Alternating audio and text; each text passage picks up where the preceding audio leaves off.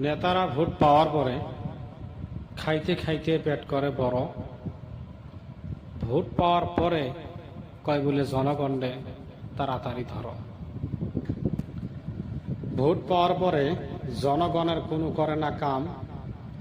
5 বছর যাওয়ার পরে বলে এইবারও ভোট পাম। নেতা বলে আমারে ভোট না দিয়ে তারা কোথায় যাব, যে আমার মতন নেতা, এত ভালো নেতা তারা কি কোনোদিন পাবো?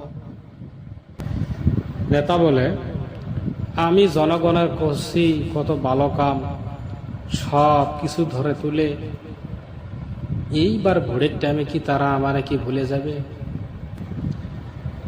আমি হইলাম গরিবের নেতা, গরিবকে আমারে চিনে।